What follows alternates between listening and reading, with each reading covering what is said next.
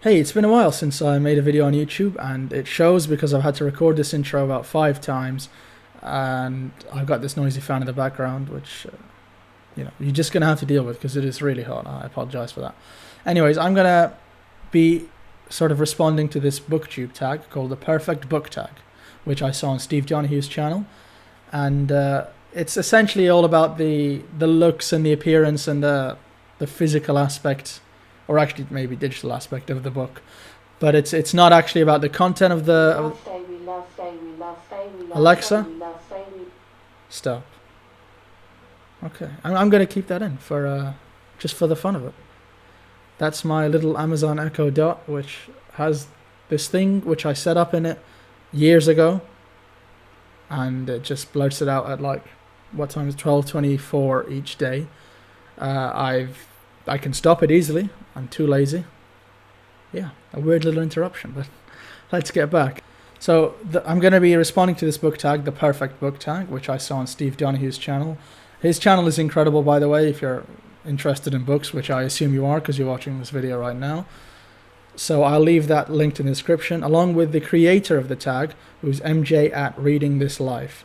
Anyway, the first question on this Perfect Book Tag is, what is your perfect book format, whether that's hardback, paperback, or ebook? I think this is quite a timely question for me right now because I'm actually reading one of each at the same time. So I've got an ebook on the go, which is Harold Bloom's Hamlet Poem Unlimited. Then I've got a paperback over here, which is Homer's Odyssey. And then I've got a hardback, which is War and Peace, this is really heavy anyway. I hope the focus picked this up. This is all automatic focus, so I never really can tell. I like all these three listed formats. I think I should go into each of them separately. So in terms of hardbacks, as I said, this is what I'm currently reading in terms of hardback. This is a Penguin clothbound classic of War and Peace. It's beautiful, like in terms of the way it looks. If you have a bunch of these on the shelf, it will look amazing. I only have the one, but it does look stunning. It's very sturdy. I doubt it's going to be broken or damaged. Also, I hope I'm not blocking this microphone like with the book.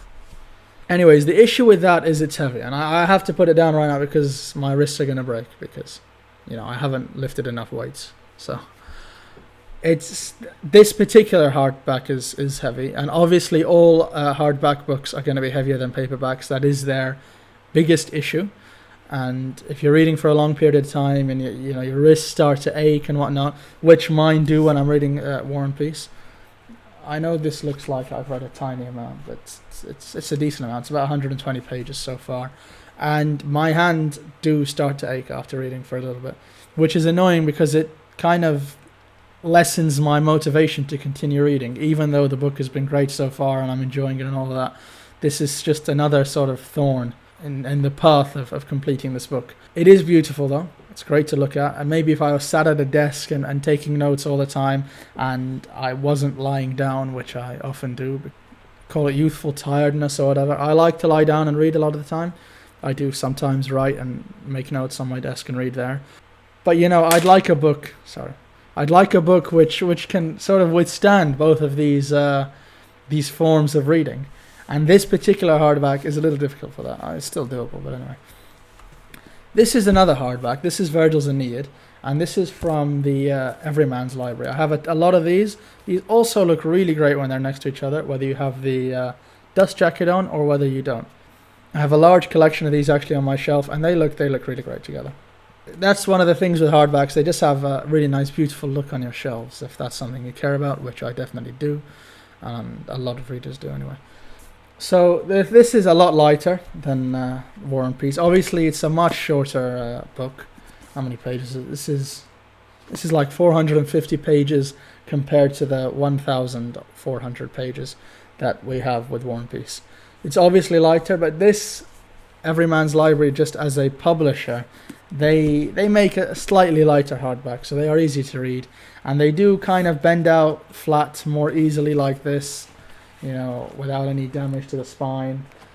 Whereas this War and Peace thing, for example, I can't lay it out on my desk and just read it like this because it's too heavy, and I don't know if there's an issue with the binding or something, but it wouldn't work like that. I have this complete Shakespeare over there. This is a massive book. This is not the type of thing I lie down and read. This is the type of thing I lay down on the kitchen table and I read. And this is not going to be any problem. The weight doesn't matter because I lay it out flat on the table. But I think the hardbacks that this tag is more referring to are your regular, novel or one thing that you read, not the entire collected works of Shakespeare.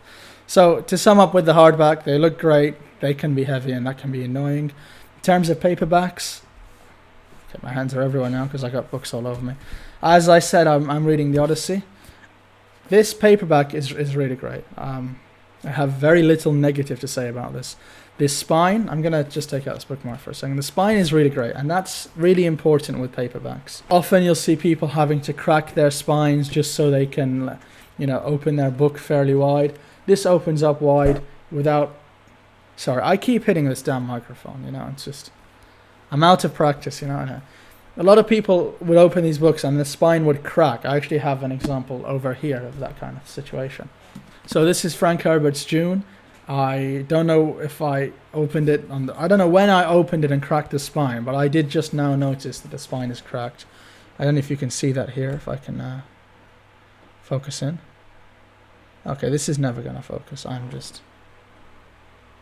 Yeah, it's not. I don't think you're gonna be able to see it too clearly, but the spine is cracked and the binding is really bad.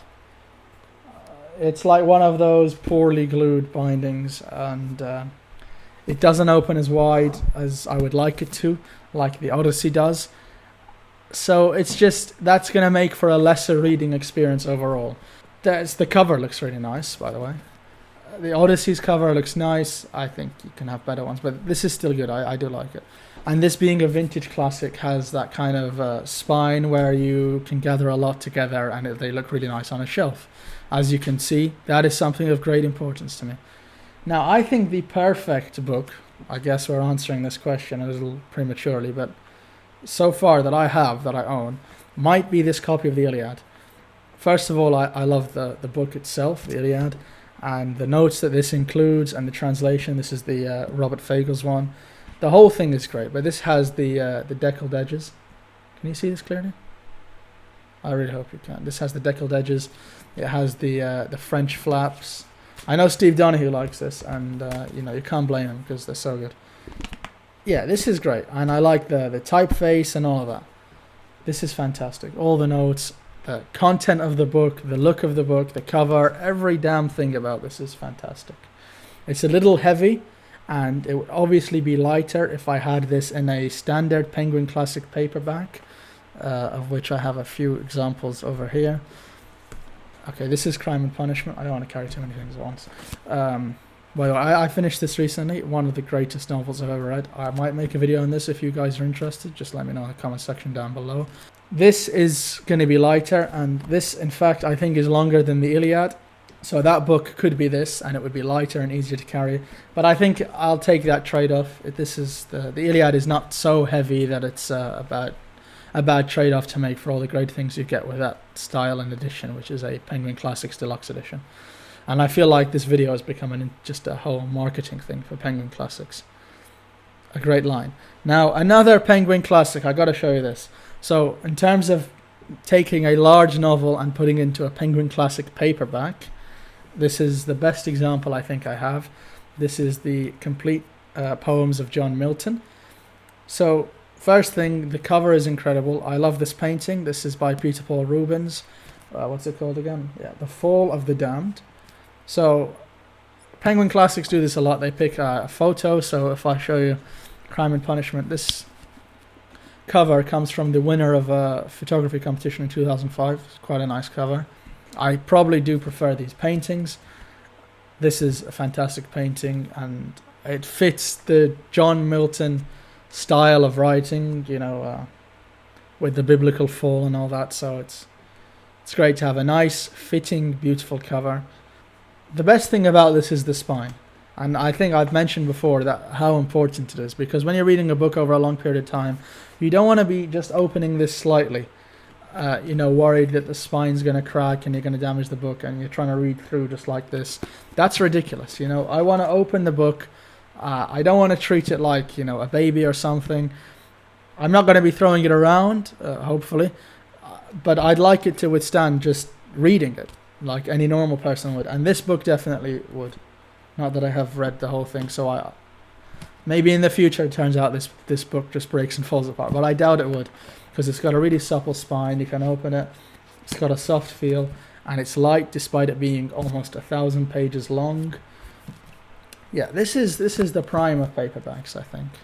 Besides that Iliad, but that Iliad like bridges beyond the standard paperback because it's like a special edition, a little more expensive and all that. Now, in terms of ebooks, I kind of feel, and I've thought this for some time, that objectively maybe ebooks are the best.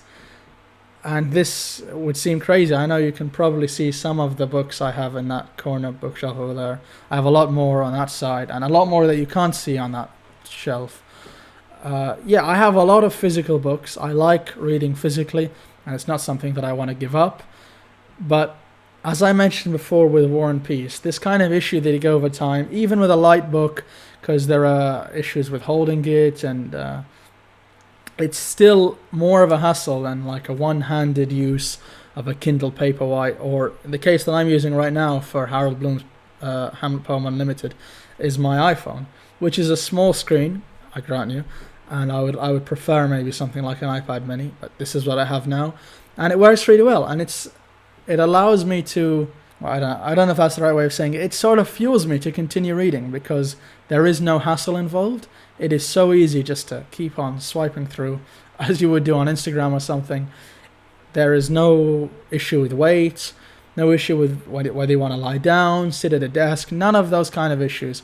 And also with ebooks, it's the kind of thing where if I'm out, I don't have to carry something unwieldy. This isn't unwieldy, but maybe if I had like the War and Peace book, for example. Yeah, maybe if I had the War and Peace book out and about, it would be a little more of a hassle. Maybe a lot more of a hassle than having just my phone and opening it and reading an ebook for a few minutes while waiting in line. And it's much easier and there's much less hassle. Despite that, I'm still more inclined to read the paperbacks. There's something just about them, I don't know, it's just a quality that's indescribable that I really like about, having a physical book. But I just think that ebooks are a great medium, and I definitely read a lot of short stories on there, and I would like to continue reading books on my phone, or maybe if I get a Kindle in the future, if I think it's warranted. So, yeah, I've sort of just given praises to all the forms of books here. Probably my favorite is the paperback. I showed you this copy of the Iliad. I've shown you the Milton poems. I think the paperback is my favorite because it has the physicality, which I like. That just sounds weird when I say it. It has the physical aspect, which I like, and they're also easy to handle. Moving on, I spent an hour on this first question. About how many pages is your perfect book? So, I don't know with this. I mean, obviously I'm reading War and Peace right now. I'm still not far enough into it to make any sort of grandiose judgment. So I'll reserve that maybe for a future video. I'm definitely enjoying that. I'll say that. I can say that right now. I think I'm going to side with a longer novel. Maybe if it's a series or a tetralogy, like for example, The Sea of Fertility by Yukio Mishima. That is one of, if not my favorite, works of literature, at least in novel form. And that's a set of 4 novels. So they probably add up to, I don't know, each one, let's say, is 400 pages. So it's probably less, but it's over 1,000 pages overall, that's for damn sure. And the thing with that is you can really get lost in the world of the work. I read that one over a couple of months, and you're just so immersed in the universe the writer creates for a long period of time. It kind of feels like you're going back to a place which and you kind of live in, as opposed to maybe a book which is, well, I got actually one right in front of me, which is also a great book, but this is Animal Farm. This I read in an evening. I sat right here and made a lot of notes in this little notebook which I got from Turkey with a little angry man on it. My mother said it suits me, so Anyway, something like Animal Farm, it's harder to get completely lost in because it's so short. There are definitely benefits to it being short, and I like this idea of just picking up a book and reserving an evening, you know, a few hours to sit down and read it, and it's going to be one of these like short condensed experiences. I did that a few days ago, rereading Heart of Darkness. I listened to Beethoven's Ninth Symphony. I think I got the idea from Benjamin McAvoy, another great booktuber. I'll link his channel down below. Yeah, he mentioned he did that once. I thought that'd be a great idea. One of my favorite works of literature, and probably my favorite work of classical music. So combine them together, and you know, it's a great experience. And that's one of those that takes a few hours. But I think overall, I'm more inclined to stick with something that lasts a long time and you get really immersed in. So I guess probably 1,000-page kind of book. Okay, next question is... Okay, I can see there's weird numbering here. But anyway, this is the next question. Are you particular as to where the chapters begin? It's not the biggest thing in the world, of course. It's a very minor issue. I don't really like when a chapter begins on the same page the previous chapter ended, which this War and Peace book is doing a lot. I feel like I'm really just trashing this edition of War and Peace. I'm not. It's a great thing. If you can handle the weight, then I would recommend it because it's really beautiful. And you've got your like character lists and your notes and all that. But a lot of books, this one included, do have this situation where the chapters, you know, like overlap on the page. I'm not a big fan of that. I prefer each chapter to start on a new page. Beyond that, I mean, it's not a huge problem. I'm not gonna, you know, make a rant video about why it's awful, unless you count this as that. But are you particular where the page numbers are located? Not really. I mean, if I just look at these books here, I think most books are top right corner or top left corner respectively, and that's been fine for me so far throughout my life. I wouldn't really care whether they were at the bottom or the top. That's never really something I think about. Next question is favorite font. Do you check to see the font details? I mean, I check if I'm buying a physical book and I'm in a bookstore, which I like to do, then I'll flick it open and I'll see what the font is like. Most fonts are fine. There are some books, actually a couple of Yukio Mishima novels, which have they kind of look like when you're using an ink pen and the ink is kind of bled out too much and it's become a little dark and condensed on the page. That's a little bit annoying. Besides that, I'm not too bothered about the different fonts. Probably it's an unconscious thing, maybe when I'm buying a book, that a font that I like. This has a nice typeface, for example. I like just something nice and clean. Again, this is not something I particularly think about. The next question is, do margins matter to you? Yeah, they definitely do, because I'd like to make notes on my books more often. Animal Farm is probably a book that I read recently and made lots of notes on. This basically has no margin. So, let me get to a page I made a comment on. Okay, so this page, there's... Can you see this clearly? There's annotations right here. You really just have to make them at the little white space in the bottom of the book because there's no margin space. That's terrible for me. I like that this is small and handy. So most of my notes I made in this little Angry Man notebook, which is fine, but I do like to have the space in the margins. This is definitely better because this is written in verse. There's going to be a lot of space on the sides to write. The margins themselves are quite small, but you have the space on the right to write, just by virtue of it being written in verse. So that's a benefit there. I definitely do like large margins, so I can write a lot of notes in there. Next, does your perfect book have any other unique features that make it perfect? So I think I mentioned this copy of the Iliad. I actually have another one of these Penguin Deluxe editions in this bag somewhere. Okay, I'm not going to be able to reach it. It's too far down. It's like a stack of books. They have these deckled edges and the French flaps. I don't know if I want these on all my books per se, but these are definitely nice touches that make the book really nice. Also, I apologize if I keep looking at the side of my camera. I have this, flip out screen, and in my prime heyday of making videos, I was completely fine just staring right at the camera. But now I'm checking to make sure it's focusing on the books and everything. Anyways, so I don't know if I can really come up with a complete package and list you all the things that I like in a perfect book. It's one of those situations where you know it when you see it. This Iliad book is a good example of the perfect book. There's probably a few hardbacks. I can actually probably go and find a couple. Okay, I thought it'd be a lot quicker than that, but I eventually came upon this, which is Plato's Last Day of Socrates. of which I read the Euthyphro. I think that's how you pronounce it. I read that last month, I think. That was great fun. This hardback book is great. It looks pretty nice. It's got a nice spine. It's very light. Obviously, the fact that it's a short work, definitely makes it light. Maybe if this company was releasing War and Peace, it would not be so comfortable to hold. For me, this was just easy to handle. You just hold it like this and you read through. It's got the built-in bookmark, which is always a nice touch. The War and Peace book has that as well. That's great. That Complete Shakespeare, in fact, has 2 built-in bookmarks because obviously it's such a big book. Yeah, that's always a nice touch.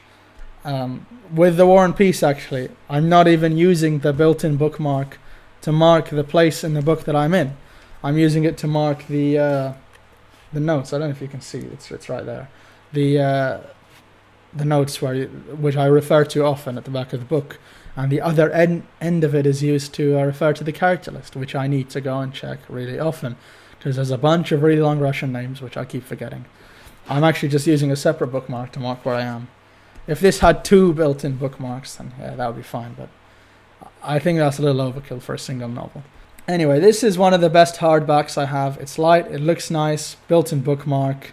So that's another aspect of the perfect book, probably. And just before we end, I'd like to circle back to ebooks. A few things I like with that situation there is being able to change the size of the font. You can zoom in, zoom out if I can't see too clearly. And also, it's a thing that I can read at night without any lighting. So if you're in a room with someone and they want to sleep or something like that, and you just want to read, you've got your phone, and it's not really going to be an issue to anyone else nearby. Whereas with a book, you do have to open a light of some sorts or risk the destruction of your eyes, which I often did as like a 6-year-old child. But now I know the error of my ways, and the phone definitely solves that. You can obviously adjust the brightness.